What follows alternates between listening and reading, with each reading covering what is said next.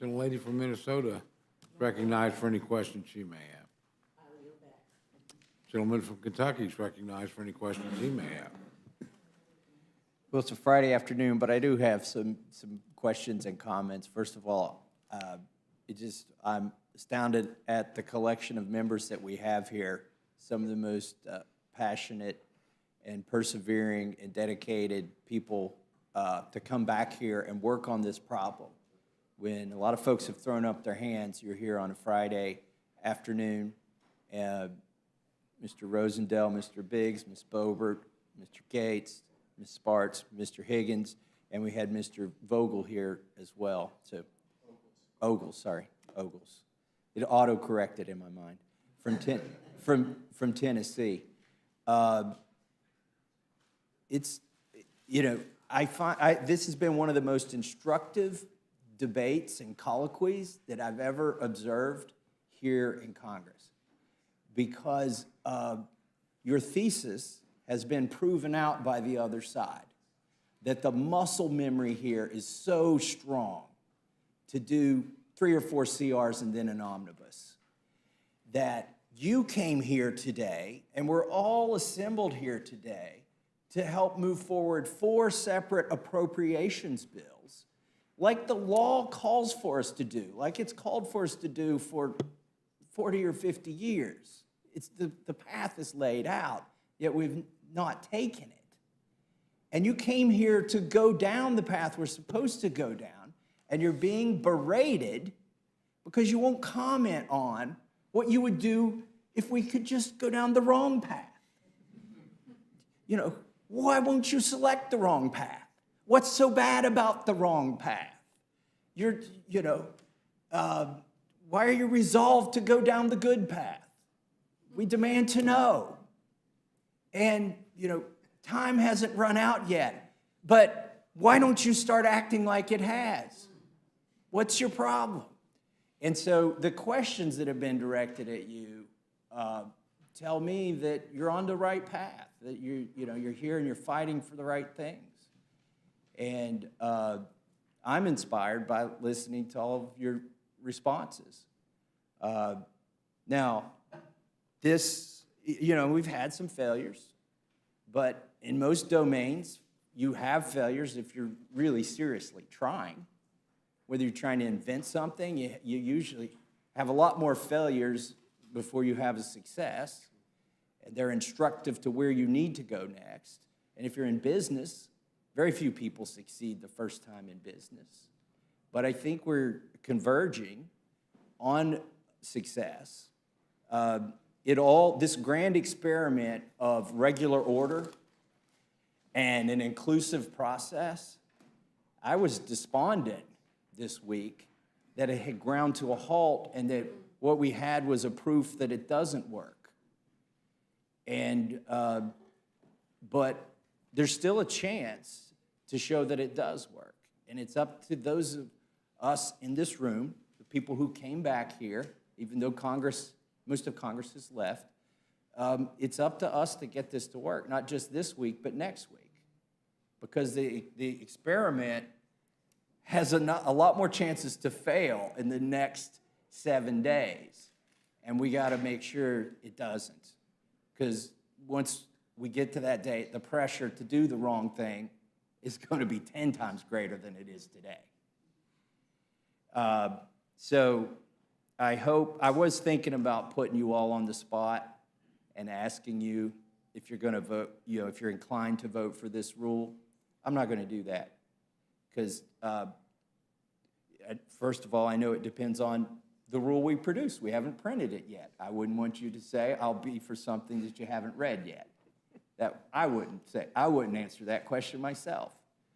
But we're going to do the best we can in this committee to include as many people in the process who weren't on the committees that got to decide this, the base text.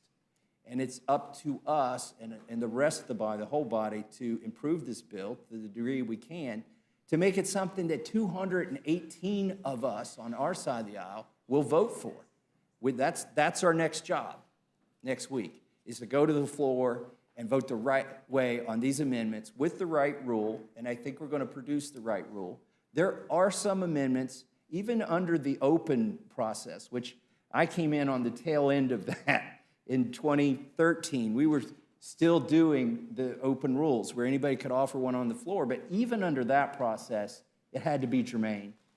The amendment did, to be in order, and it could not be legislating on the bill, and it could not increase the cost of the bill. Those were at least three of the constraints I remember, and we're still, please appreciate, we are still constrained by those rules here, even though this isn't an open rule, and we get to pick, based on your testimony, which ones we're going to allow.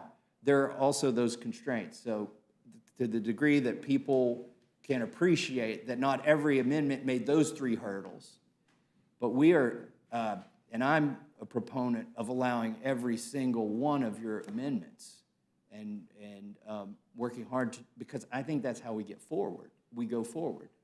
This needs to be a rule. I think you guys and gals have made really good points about what may have been suboptimal about the other rules we brought forward.